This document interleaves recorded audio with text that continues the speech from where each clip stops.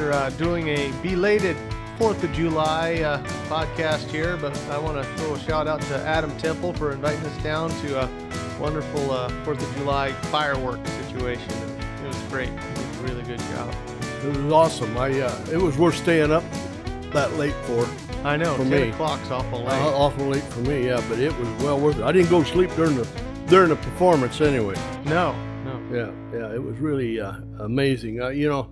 I think back sometimes to some of the old ones that we used to have around here, and really they are nothing compared to that. But,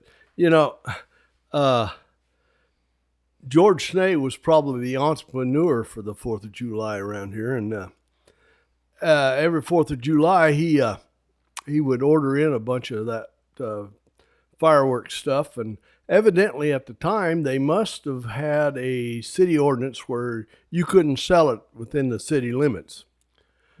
So, Where did he set up? So I remember up there where my road sign is. Oh, yeah. Right there was a bunch of houses there. Some of the East of Mitchell. Yeah. Some of the Hineses lived there, and then he went on beyond that, just a few feet where the city limits thing is, and he went outside the city limits, and he would sell these firecrackers and all Roman candles. Well, so those were actually the good ones. Oh yeah. These weren't just a little the smoky, fizzy things that you do today. These were the big ones. And what year was that? Oh, let's see. I don't know. It was probably back in the 50s. 50s through probably, I think by the time it came around to the 60s, they were probably getting outlawed. So you couldn't be doing that. It was illegal in Oregon. Anyways. Yeah. But up until that time, you could get them, and even though you couldn't sell them inside the city limits, you sure could shoot them inside the city limits. I remember we used to have 4th of July over at the Skyhook Motel at Kent Powell's. Yeah, they were. That was after the 60s too. Well, yeah, because I remember it. I was born in 72. At the time, most of those were illegal. Well, I believe Mike Marsters would bring them up from Washington. He'd smuggle them across the river. He lived in Portland, and he would bring them up. Shoot them up. I remember that time we caught that whole hillside on fire and almost burnt that house down. Yeah, and Vickery's were going to really raise a cane with us because we were trying to burn them out or something. They were an ongoing feud or something. We put the fire out anyway. Oh, yeah. Well, yeah, we did. I remember us kids getting over there pretty quick. I remember Mike knew somebody that made those things, and this one it put an M80 to shame. And on the side of it, it wrote, the name of it was Oh My God. I remember that. It was loud. Oh, it would just blow your eardrums out. Yeah, and you could almost just feel a concussion of the thing after you were, quite a ways away. But anyhow, Snee, he would sell these things to the kids and whoever wanted them, grown-ups. The 4th of July seems to bring the little kid out of even adults and grown-ups. And I remember probably the best thing that ever happened to me and probably saved my life twice. Once with a motorcycle, I had a bad experience on it when I was in probably about 16. That took the motorcycle out of me. I didn't wreck it or nothing, but I realized that I couldn't handle it. And the second thing was when I had wasn't a real big firecracker, but I lit it and was getting ready to throw it when it blew up between my thumb and my pointing finger, nose-picking finger. Bet that felt good. Oh, yeah, it stung a little bit, but boy, I tell you what, it saved me a lot of money and a lot of heartaches and headaches later on. Never did it again. I've been scared to death of them ever since. I can still feel that burning in those fingers and that thumb. I remember Mark and I used to blow up model cars, and we were out back one day, and we'd set up, he had one side, he was going to light at the same time, and I was like, we're going to do it to count of 3. And so he did it to count of 2. I lit mine at 3, and it blew up in my face. He thought that was pretty funny. I had plastic fragments embedded in my face, couldn't hear for a day or two. At that time, that's all you need was more pockmarks, right? I never had pimples that bad, but this is before we even were going through puberty. I think we were a lot younger. Puberty, going through, that's out by Burns someplace. That's what out by Paisley. Paisley, yeah, that's what Danny Urell said. He went through puberty once. Yep, it's over by Paisley. Yeah, that's for you, Dan. Anyhow, I'm going to tell this one story about Sandy's firecracker stand. You know, he didn't really take a lot of prep time and get all the grass cut down and everything, you know. And so he sold some up there one day, and they decided to shoot them off right there. And what it did, it was set them on fire, and it burned up Snade's fireworks stand. The whole stand? The whole thing went up. The poof, man, stuff was going across the road up in the deal. Everybody was jumping on it with shovels and everything else. I'd never heard that story. Yeah, but he that year he didn't make much in his fireworks. I don't know. That might have been the last year he tried to sell them. But I remember the kids would buy the Roman candles, and they would get up above the Mitchell M, up there on the crest of the hill, and they would shoot them over. And most generally, if they did hit the grass and started a fire, you was going to burn right back to them anyway. Yeah. So there was that was part of the thing, is putting out the fire that you set by shooting the illegal fireworks in the first place. Well, people were trying to be responsible, I guess. Well, sort of, you know. Well, it just kind of was the thing. There's less scaredy cats then, I guess. Well, I mean, everybody looks forward to, in Bend, to burning off Pilot Butte, and in Prineville, burning off the Viewpoint Butte. This year, I noticed there was a house fire by Meadow Lakes Golf Course. Oh, yeah? I think it was unrelated to the big fireworks show. I think it was a smaller one, but it burnt up a house in an outbuilding. Oh, well, hey, that happens sometimes, you know. I remember in Portland, though, you had for a couple days prior, it just start. Oh, sound like a war zone. Yeah. Oh yeah, and then after a gig or something, I'd be driving home, and it was just discarded mortar tubes and fireworks all over the place, and people shooting. It was kind of like a war zone. Yeah, and another highlight of the 4th of July here in olden times was the American Legion and the American Legion Auxiliary had their annual picnic up at Wildwood Forest Camp. Oh, okay. Yeah, and they'd go up there, and I'm telling you, these were massive. There's a potluck affair, and there, you might be 200-300 people there, and of course they were, Did they light off fireworks there? Or well, I can't remember. I don't think if they did, it wasn't that big a deal. I being in the forest, I don't think anybody wanted to pay for that. So yeah, they probably. And I'm pretty sure they monitored it pretty close. But I remember going to Wildwood a lot when I was a kid. There used to be a lot of things that happened out that way. Oh yeah, I came by there. Well, about a month and a half ago, I met 6 bicyclers going up West Branch Road at Courthouse Rock.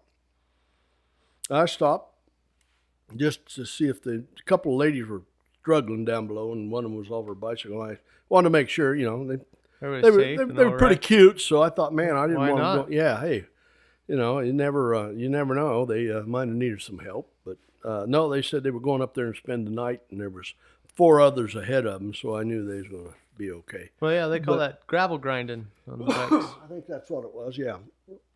Well, anyhow, we came by there Sunday after the 4th, coming back from the Simpson place, and came through the hills there, and there were people camped in, wasn't any in Indian Prairie, but all along the 2630 road, and there wasn't any on 450 that I seen, but anyhow, the 2630 road, and all the way down through there towards Walton Lake, and then on towards Mauer Krells, McDonald Krells, or whatever they were. There was a lot of camps in there, so and big camps. I'm saying they didn't practice social distancing. Looked like they circled the wagons, and they were in the covered wagon or something. They was expecting an Indian attack. A lot of folks, huh? A lot of folks. Yeah, so, but that's okay. They can't get in too much trouble out there. No. I'd like to acknowledge we lost a great American patriot this week also in Charlie Daniels. He passed away at 83 years old. He's going to heaven, right? You had to. He beat the devil in that fiddle contest. That's right. Yeah, that's right. He had it made. Yeah. Yeah. Devil didn't want him because he could out fiddle him any day of the week. And he got that fiddle made of gold. And I got to thinking, there was no political correctness for Charlie Daniels. There was just correctness. Yeah. I mean, that was it. Yeah, it was out there, and that's what it was. This is correct. What I'm saying. This is it. So we're going to miss old Charlie, but he left us quite a legacy of music and songs and just things that he'd done in his life. Also this week, I'd like to give a big shout out to Ronnie Hovey. He's a local guy we lost. I think he's 80. Let's see. I think he was about 4 or 5 years older than me, but he passed away this week or last week. And Ronnie worked for Earl Smith up at the Cannon place? Yeah, up the Cannon place, yeah. And anyhow, after the work was done, Mark Anderson and I, which is Earl Smith's stepson, we were up there and we worked together. We bucked hay and did whatever they did. And anyhow, he lived over in a little bunkhouse across Marshall Creek there and everything. So we'd go over and visit at night. And, and we'd quiz old Ronnie because he was older than us and he had a pretty steady girlfriend. And I'm not going to mention her name, Diane, so you won't get embarrassed. It's good you left it out. Yeah, yeah. So anyhow, we'd go over there and we'd quiz him. We thought, well, he should be a little more know about sex and stuff like that. Well, you guys just about ready to graduate high school? No, we were just we were a little younger than that. We were. This was before we went through puberty. Oh, okay. Yeah, over by Paisley. Yeah, over by Paisley. Yeah. Anyhow, we'd go over there and quiz him a little bit, and then he kind of quizzed us back and everything. And 2 years later, we found out he was gleaning a lot more from us than we ever gleaned from him because he was just as dumb as we were when it came to that era. Well, that's not a bad thing, I suppose. No, a little backward, that's all right. But later on, old Ryan, we'd catch him downtown or something, and we were probably in high school a little bit, and one night we said, hey, Ronnie, we want to have a little party. Would you buy us some beer?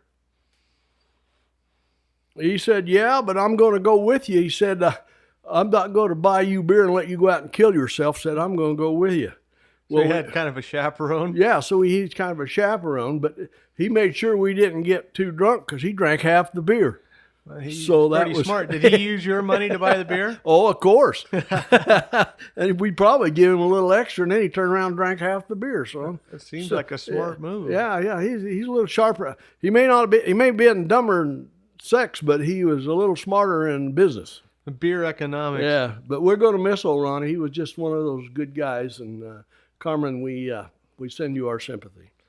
Well, didn't you say that have to get Gene Jordan on here one of these days to? Oh yeah, tell stories about him now. Yeah, because we can do that. Gene was his cousin, but Gene was a little smarter than Ronnie. He rode broncs, and Ronnie rode bulls. Oh wow! Yeah. But they went down the road together. Oh yeah, a lot, quite a bit. Yeah. And they hauled each other to the hospital a lot when they fell off. Or Ronnie did a face plant on a fence post over at Spray once. And oh, jeez. Yeah, he kind of slid down that fence post, and they picked wood and stuff out of his face, and he was in the hospital for a couple of days, but he probably made the next show. Also this week, we lost, I just seen on Facebook, we lost Barbara Risch, who was Chloe Maxwell's granddaughter, and also... How old was she? She was, I think she said about 69. Okay. And she was... I didn't think she was that old. She was Carolyn's daughter. Okay. So that family has our sympathy also. So that's kind of the roundup for the week of the news that was. But before we sign off here, I would like to do I did this at church. I do this a lot at some of the patriotic shows and everything around. And Johnny Cash did this thing, and I think he wrote it. So I tried to talk to John last night, but I didn't get no answer from him. But Johnny Cash? Yeah. But God told me it'd be okay. John was with it. All right, well, let's go for it. Okay. I walked through an old country courthouse square. On a park bench, an old man was sitting there. I said, "Your old courthouse is kind of run down." He said, "Nah, it'll do for our little town." I said, "Your old flagpole has leaned a little bit, and that's a ragged old flag you've got hanging on it." He said, "Have a seat," and I sat down. "Is this the first time you've been to our little town?" I said, I think it is. He said, I don't like to brag, but we're kind of proud of that ragged old flag. You see, we got a little hole in that flag there when Washington took it across the Delaware. And it got powder burned that night for Francis Scott Key, sat watching it, writing, Oh say, can you see? And it got a bad rip in New Orleans with Packington and Jackson a-tugging at her seams. It also almost fell at the Alamo, but beside the Texas flag, she waved on, though. She got cut with a sword at Chancellorsville.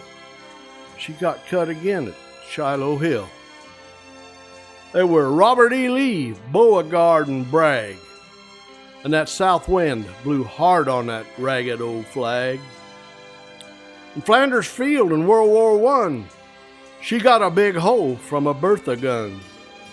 She turned blood red in World War II. She hung limp and low by the time it was through. She was in Korea and Vietnam. She was sent there where she was by her Uncle Sam. She waved from our ships upon the briny foam, and now they're about quit waving here back here at home. In her own good land, she's been abused, she's been burned, dishonored, denied, and refused. And the government for which she stands is scandalized throughout the land. And she's getting threadbare and wearing thin. But she's in good shape for the shape she's in. 'Cause she's been through the fire before, and I believe she can take a whole lot more. So we raise her up every morning. We take her down every night. We don't let her touch the ground, and we fold her up right. On second thought, I do like to brag, 'cause I'm mighty proud of that ragged old flag. Amen. Amen. Yeah, that kind of chokes you up every time you read it, and I guess if it didn't choke you up, you probably wouldn't know what it's all about. You wouldn't have a heart. Nope. Yep. So thank you, John. Well, I We hope appreciate it. everybody out there still has their fingers and toes Yeah. after the 4th. And Yeah. keep Yep. keeping on, I suppose. Yep. We keep hanging in there, and we just may the good Lord take a liking to you.